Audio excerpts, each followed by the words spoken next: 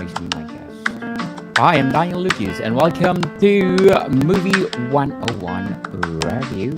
Movie 101 is created to empower movies itself. And today, I have my special guest, no other than Mr. Bob Lament. Hey, how's it going? Fabulous, fabulous like you, mister. And can you please introduce yourself? Sure, I'm Bob Lament, co-host of Static Radio, staticradio.com, and I love to talk about movies. Movies. Mr. Bob, why do you like movies? I don't know, it's a good question. I've always liked movies since I was a kid, and I just kind of grew up with them, and I think it's just been a part of my life all this time, so far it hasn't let me down. So far, what's the latest movies that you watch? Well, the funny thing is, the most recent movie that I watched was really old. I watched The Maltese Falcon the other night. How is it? Which is way before my time. It was like 1938, 1939. Yeah, it was fine. I mean, it's a good enough movie. You know, people know about it. But yeah, I was watching it because it was assigned to my son to watch for a class, and I thought, well, I'll sit here and watch it. Why not? All this but goodies, right? Yeah, I'd seen it before, but not in a long time. So at that year, streaming movies for sure is not And yet. exactly. It was just, we streamed The Maltese Falcon. Do you think back in 1938, 39, they ever would have dreamed that you could watch all these movies on demand whenever you wanted to? Yes. Because, So I let's mean, talk that was about at the theaters. So, you know. yes. So Mr. Bob, let's talk about streaming movies.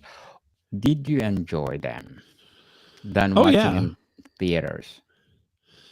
At this point, I will say that I enjoy watching them at home more than I enjoy watching them in the theater. But there was a point, probably not that long ago, I would have rather went to the theater. Now, I wouldn't want to go to the theater to watch Maltese Falcon, but you know, a new movie, sure. But I think over the last, well, actually, COVID kind of put the nail in the coffin of going to the movies, I think, because you couldn't go to the movies for a while, right? And then Yes. when you did go back, which I did try to go back to the movies, you're like, you know what? For a year, I've been watching them at home and it's been pretty good.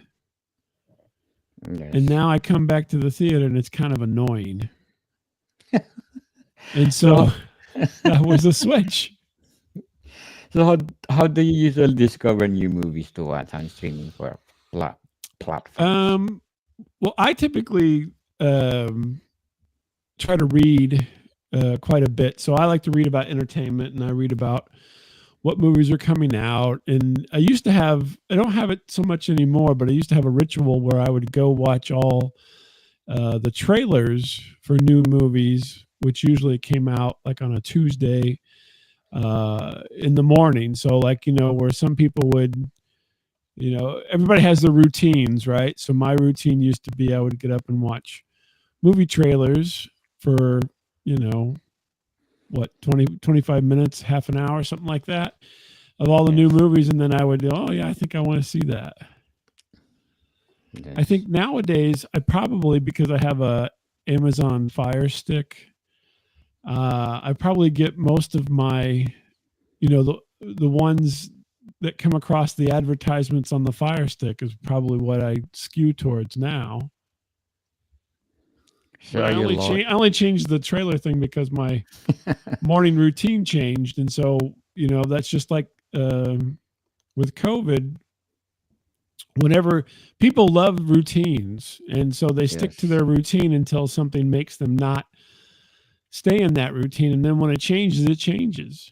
You know, so I think Yes. that's probably the main area nowadays. That, and I still do read. I mean, I do read quite a bit of like entertainment news, and so I like to see what's going to be coming, you know, down the pipe, and you know, try to find interesting things. to watch. Definitely. Speaking of reading, I want to plug in my another podcast, Book 101 review on my fourth season, people. Fourth All season. right. My feature author of the month of October is Miss Jennifer Brozak, award-winning author. So please do listen to our latest episode, Book 101 review. So, Mr. Bob, what do you consider when deciding which streaming service to subscribe to? Oh my God. I have too many. I'll be honest with you. I have all the major ones and a few minor ones. So it's way too many. So, if you think about the major ones, I think of that as Prime, right? Amazon, Netflix, obviously, and HBO Max. Those are probably the Yes. three biggest ones. And then Apple streaming, got that. And then Hulu, Yes. Disney, got those.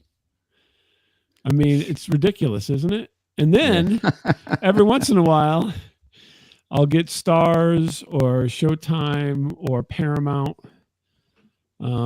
as well. So that, I mean, it's just ridiculous. They've taken uh, streaming services are now like cable channels used to be. There's so many of them. You could have 100 of them if you count the free ones like Tubi and Freevee and Fossum, and they've got streaming things that are just catering towards horror movies or action movies or family movies. It's gotten ridiculous how many streaming services there are. Thankfully, Lots. yeah, a lot of them are free. So like Tubi, Freevee, I'm trying to think of the Fossum. Those are all free, but they have advertisements, and so you have to. But the problem is now what's happened is, guess what? Netflix and Prime have advertisements now too. Yes. If you don't pay as much as they want you to, and I think that's terrible. Why is You're it? because you're paying them money, and then they're like, well, you're not paying enough. Too much. It's like they're extorting you. It's like, Yes. yeah, we didn't have ads for what, a good decade or more. Now you're not paying enough, so we're going to put some ads on you and then force you to pay some more. And I think that's, HBO Max is the only one. Disney, HBO Max, they don't have the ad level, which I think is good, and I think they shouldn't, because that's part of the reason why people pay for these services is not to have ads. I mean, if they want ads, they can go to the ad supported services, So yeah, I think it's a little greedy on their part, I think, to do that. So, Mr. Bob, what do you think the next evolution of streaming movies?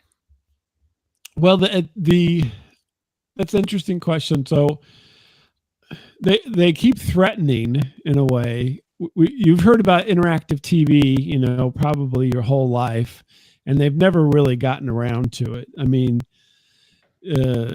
so I think that they're going to push that again, but I don't think people really want that. So I don't really think that's going to be the next thing, but I think that's going to be the next thing they try again, is to add some interactivity to your movie watching experience, because they keep trying to do this over and over and over again. They've tried it with broadcast television. They've tried it with cable television. They've tried it with movies. And so I think that's going to be the next thing that happens, even though, to be honest with you, I don't think it's going to go over any better than it's gone over so far. I think the next big change for movies and so forth is going to be whenever they can get rid of the goggles for virtual reality, so you don't have to wear that big headset. Yes. That's going to be the next big jump. Is going to be, you're going to control the screen size, so you can have you'll have something. Maybe it's just a pair of glasses, but it's not going to be these big, heavy, bulky goggles. You know what I mean? It's going to be something light, or even implanted, and you're going to be able to be like, I'm going to I want to feel like I'm in the front row of something, or I want it to be huge, or I want it to be small, the screen and so forth. And I think that's where we're pushing to go to, is to have that happening. You think people run into stuff while they're looking at their phones? Can you imagine if it's just projected into their eyes? Everybody's going to be falling all over each other. Wow. It's going to be Look, terrible. looking forward for that innovation, just like Tesla innovation, like they have a robot now, right? Yeah, My gosh. I I think that's where it's all headed. I mean, there's they already have the Neuralink, right? That's the Hmm. product that Elon Musk has talked about, and they hook right into your brain, and so that's probably going to be. I mean, that's probably there's going to be something intermediate, but I don't think that people love to wear the goggles, for VR. That's what's holding VR back, is the fact that it's just too bulky for people to use for any length of time. So it has to be convenient. Everybody's all about convenience, and so as For soon as they sure. can make that convenient, that's going to be the next move forward, I think. Yes, yes. Speaking of Yeah. Elon Musk, please do read or listen of his biography by Walter Isaacson. It's one of a kind. You will learn the ups and downs of Mr. Elon Musk. So, Mr. Bob, how has the movie streaming impacted your viewing habits over the year? Oh gosh. Well, um, the interesting thing is, I think, two things. So the first thing is, it used to be that if I started watching a movie, I would have to finish it. That was my personal goal, was to never abandon a movie, right? Yes. So no matter how bad it was, I would finish it. And that got kicked to the curb with streaming because it's just so easy. And so now if I don't like it, I skip it. I just, nah, I'm not going to do it anymore. I'm not going to watch it. And that didn't used to be the case. And then the other thing is that I used to mind not watching the movie all at once. And so Yes. I would, if I sat down to watch the movie, I wanted to watch it in its entirety, all at one time. Now I don't mind. I'll start a movie, in the morning and then finish it up a couple days later even. And it doesn't bother me anymore. But it used to be, those two things were like rules. I had these rules that I imposed upon myself, and I've abandoned those rules mainly because there's just so much available that it's so easy and convenient that it's like I can do this now. Where prior to streaming, if you rented something or you'd have to return it or something like that, then you would have to worry about late fees and what have you. So you always wanted to try to get these things done. But now it's just like, I'll just go to something else. If I don't like it, watch something else, or if I start it now, I can always finish it later. And so it really has changed my habits pretty dramatically if you think about those two rules. And the fact that I probably watch more than I should. I'm sure I'm supposed to be doing other things with my time. Yes, for sure. So, who's your favorite director anyway? Stanley Kubrick is probably my favorite director. He's been long gone for a while, but I've never seen a movie by him that I didn't enjoy on some level. Um, if I had to come up with like my the favorite, like fan favorite kind of a situation, it would probably be Steven Spielberg, because all his movies are usually they typically are upbeat, you know, Yes. and they're so well done most of the time that I mean, you can't go wrong. He's just he's got the gift. But I always am looking for other folks, like the Russo brothers, who do a lot of the Marvel stuff nowadays. Do a really good Yes. job. There's always interesting people out there. The thing is, sometimes they only make one interesting movie, and they can't, capture that lightning in a bottle more than once. And so it's hard to have, you know, to get to that level where you can have, 4 or 5 movies that just all are fantastic. Definitely. And kudos for those director. Thank you so much for sharing talents to the world and to entertain us. So, what genre of movies do you watch most often on streaming services? What genre? Um, I don't really. I would say I don't really genre pick too much. I don't watch a lot of horror movies, which now it's October, which probably goes against the grain. But Yes. that would be my only thing. Is I watch just about anything, um, but horror movies I kind of pick and choose because I'm not all in on. Some of them are just so gruesome, and I'm not into the gruesome factor. But if I had to pick, the funny thing is, if I said if I look through the past couple of months and said what genre did I watch most of? Probably documentaries, which is kind of ridiculous, right? So because I love documentaries, and a lot of times they have shorter documentaries that are a half hour or an hour, as opposed to 90 minutes to 2 hours. And so I end up watching more of those because there's a time factor, right? So I may have some time and I'm like, oh, I can watch this now. And so then I do, but that's probably gets the most. But if as far as the most I enjoy, it's usually action or some kind of action comedy hybrid, um, are the most enjoyable ones. So see, I'm all over the board. It's terrible. I did watch horror movies because of Halloween. There's so many available. Yes. I watched the new Salem's Lot on HBO Max, which is very good, actually. Yes. Have you If you haven't seen seen? it, Yeah. Have you seen House of the Dragon, the sequel of the Game of Thrones? yes, Have yeah, I've watched that. I watched all that show so far. There's not been many. yes. Was maybe 12 episodes, 13 episodes, maybe. I've watched all of that. I watched all of Game of Thrones. I So if do you like compare, fantasy, yeah, but yeah. if you compare Game of Thrones to the sequel, Right. which is better? Um, at this point, I would still say Game of Thrones has it over House of Dragon, but the as far as the kind of spectacle of it, the new Yes. one is much more visually interesting to watch, because they do have people flying around on dragons fighting in all these kind of battles and stuff.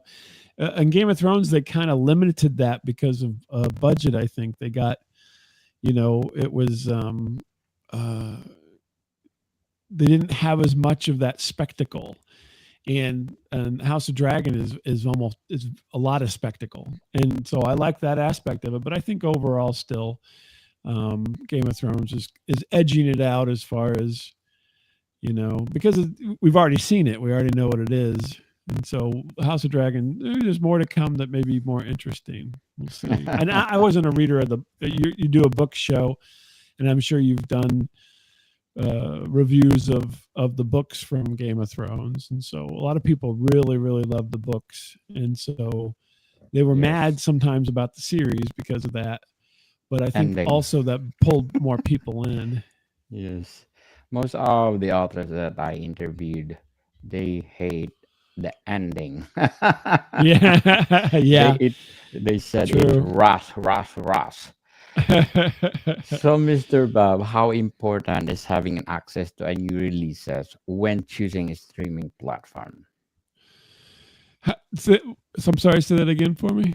How important is having access to a new releases Oh, new when releases. Okay. yes, Yeah, I don't know. That's a good question. So it seems like that the movie industry has really adapted to streaming. And so yes, it I kind of take here the approach I take is that if I really want to see it and I would have gone to the movies, I will pay to see it. And you pretty much can go, Amazon, Apple, they all you have access to every movie as soon as it's released to streaming. So you don't really have to go anywhere to get that. And then if I'm not as interested, then I'll just the great thing about all of the streaming services and everything is you can bookmark things, right? So you can tag it for later, and then I just wait till it shows up on one of the services that I'm already paying for, and then I will play it. So it's not a huge. The reason I have so many services is because there's probably a show on that service that somebody wants to watch, and so that's why we have it. Each one of them seems to have like a premiere event kind of a show on their service, so that way you'll buy the service. It's almost like the same model that they used to have for albums, right? So you have a hit single off of an album and people would buy the album just for the one song. People buy a whole streaming service just because it's got, House of Dragon on it, and it's the only place you can see it. Yes, I agree 100%. Mr. Bob, so to sum up what we are talking about, how do you feel about the quality of original movies produced by streaming platforms? Now that's really where everything has shifted. So they are it's very high quality, right? I'm surprised that they've kept such high quality for this many years, because now I would say that we've made the turn from broadcast television to streaming. Nothing happens on broadcast television that isn't happening on streaming at this point. It used to be sports. Now all the sports are streaming. Award shows, all the award shows are streaming. The Super Bowl is streaming. And so there's nothing that's happening on broadcast television that isn't happening on streaming. And they've kept the quality of everything very high for quite a long time now. I'm trying to think of when I got Netflix streaming, but it's got to be at least 15 years ago at this point, right? Yes. And so I'm surprised that we haven't seen it slip, but it hasn't. And actually they've ramped it up, right? So they're doing more and more. I was just before we started talking, I was watching a trailer for a movie called The Thicket. And it's not obviously a popular movie or anything, because you probably wouldn't even recognize the name, but it does have Peter Dinklage and Juliette Lewis in it, and it's a Western. And I was watching the trailer, and I was surprised to see. Now, at this point, this is something that's played at the theaters somewhere, and is now available to purchase. So you can't watch it on a streaming service other than you have to purchase it for, whatever, $6 or whatever it is. And I watched the trailer, and they tell you, it's by the Samuel Goldwyn Company, and it said a Tubi original movie. And so I'm assuming it's going to be on Tubi eventually, because Tubi put up the money to make it. And that's the first time I think I've ever seen a movie. Now, Tubi's made some like original shows, like more episodic shows. But it's the first time I've ever seen a Tubi original movie. And it was the trailer was really, really good. And so it seemed like quite a high production, even though Tubi would be one of the lesser of the streaming services, right? I mean, most of the stuff you watch on Tubi is not the high-end kind of stuff. This is not like HBO Max or Apple or Amazon or anything. It's not Lord of the Rings or anything like that. So, but it looked like a very quality production. And so I was surprised by that, because you would think of that for Amazon and those, but you wouldn't think of that for Tubi, which is, where you can watch, it's all you can watch, reruns of Bewitched or something half the time. So it's interesting that that everybody's still upping their game even 15 years in to try to get those eyeballs, the people to watch. And I think that's very interesting. And I hope that it stays that high, because eventually it's gonna slip, right? And the model's going to change. But when that's going to happen, I don't know. It's been faster and faster on these things, because if you think about it, movies gave way to television, and then the two of those things were battling out for years and years and years, for decades. And then now this new thing, streaming, comes in, and they're battling with TV and movies. And at this point, I mean, if you don't have streaming services, I mean, you're left out. Yes. There's nothing on broadcast television that the majority of people want to watch. I mean, there's shows here and there, don't get me wrong, but the things that are making the most splash, and the things that are making the most, getting the most views, are on streaming services, not on broadcast television anymore. Yes. My final question is, what is your thought about Lords of the Ring, one of the expensive series on Amazon streaming? Yeah. Oh, I've watched them all. I like it, but I'm also a fan of the fantasy genre. So I've seen all the movies as well, the Hobbit movies and Lord of the Ring movies. And I would say that the look of it is magnificent. Yes. The production values are very, very high. You can tell they spent a lot of money on it. The problem now is that the writing is kind of lacking. And so they really, really need to bolster that end of it. They've put the money in the production, but and it's hard. I mean, you're not going to please everybody with these things, because it's a known, yeah. And they've got the books and so forth that people love, and so it's a really tough hill to climb. But I think that's the only thing that's lacking, is the writing's a little bit, not as good as some other things. But I mean, overall, it's certainly more watchable than most things. I'd never in my life before, all the streaming media, have ever said this is more watchable than something else. Yes. Whenever I was young and watching television, yes, everything was watchable, and now, that's not as watchable as other stuff. Yes. Kudos. Congratulations, Lords of the Ring. You did your best. And something missing. Something missing. So, Mr. Bob, can you please invite our listeners to support your podcast, whatever your projects? Yeah, you're more than welcome to come over to staticradio.com. You can find it on any of the streaming, any of the podcast aggregators, and on the socials at Static Radio. Come on by. We do comedy shows once a week, and have a good laugh. Yes, Saturday Night Live. So, Mr. Bob, can you come back next week, the same time, the same day? Let's talk about movies, if you have time. So, Mr. Bob, thank you for your time. Thank you. Thanks for having me. Morning, people. See you soon.